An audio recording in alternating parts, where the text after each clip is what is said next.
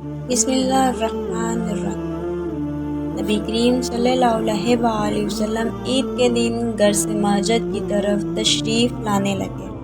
راستے میں آپ صلی اللہ علیہ وآلہ وسلم نے کچھ بچوں کو کھیلتے دیکھا۔ انہوں نے اچھے کپڑے پہنے ہوئے تھے۔ بچوں نے سلام عرض کیا تو آپ صلی اللہ علیہ وآلہ وسلم نے ارشاد فرمایا۔ اس کے بعد آپ صلی اللہ علیہ وآلہ وسلم آگے تشریف لے گئے تو ایک بچے کو خاموشی کے ساتھ اداسی حالت میں دیکھا تو آپ صلی اللہ علیہ وآلہ وسلم اس کے قریب رک گئے۔ آپ صلی اللہ علیہ وآلہ وسلم اس بچے سے پوچھنے لگے کہ تمہیں کیا ہوا ہے؟ تم اداس اور پریشان نظر آ رہے ہو۔ اس نے رو کر کہا، اے اللہ کے محبوب صلی اللہ علیہ وآلہ وسلم، میں یتیم ہوں۔ میرے سر پر باپ کا سایہ ہے نہ ماں کا۔ میرے کپڑے جو لا کے دیتا، میری امی مجھے نہلا کر کپڑے پہنا دیتی، اس لیے میں یہاں اداس بیٹھا ہوں۔ نبی کریم صلی اللہ علیہ وآلہ وسلم نے اسے فرمایا کہ تم میرے ساتھ آؤ۔ آپ صلی اللہ علیہ وآلہ وسلم اسے لے کر واپس اپنے گھر تشریف لے گئے اور سیدہ صدیقہ رضی اللہ عنہا سے فرمایا، حمیرہ، انہوں نے عرض کیا، لبیک یا رسول اللہ صلی اللہ علیہ وآلہ وسلم، میں حاضر ہوں۔ آپ صلی اللہ علیہ وآلہ وسلم نے فرمایا، اس بچے کو نہلا دو۔ چنانچہ اسے نہلا دیا گیا۔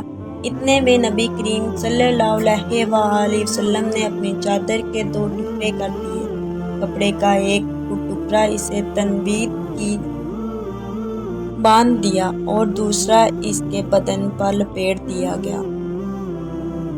پھر اس کے سر پر تیل لگا کر کنگھی کی گئی، حتیٰ کہ جب وہ بچہ تیار ہو گیا اور نبی کریم صلی اللہ علیہ وآلہ وسلم کے ساتھ چلنے لگا تو نبی کریم صلی اللہ علیہ وآلہ وسلم نیچے بیٹھ گئے اور اس بچے کو فرمایا، آج تو پیدل چل کر مسجد میں نہیں جائے گا بلکہ میرے نبوت والے کندھوں پہ سوار ہو کر جائے گا۔ سبحان اللہ۔ نبی کریم صلی اللہ علیہ وآلہ وسلم نے اس بچے کو کندھوں پر سوار کر لیا اور اسی حالت میں اسی گلی میں تشریف لے گئے جہاں بچے کھیل رہے تھے۔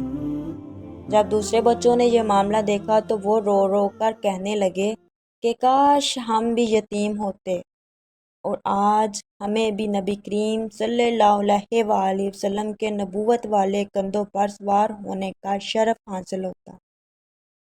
نبی کریم صلی اللہ علیہ وآلہ وسلم جب مسجد میں تشریف لائے تو آپ صلی اللہ علیہ وآلہ وسلم ممبر پر بیٹھنے لگے تو آپ صلی اللہ علیہ وآلہ وسلم نے دیکھا کہ وہ بچہ نیچے بیٹھنے لگا۔ آپ صلی اللہ علیہ وآلہ وسلم نے اس بچے کو اشارہ کر کے فرمایا، کریم آج تم زمین پر نہیں بیٹھو گے۔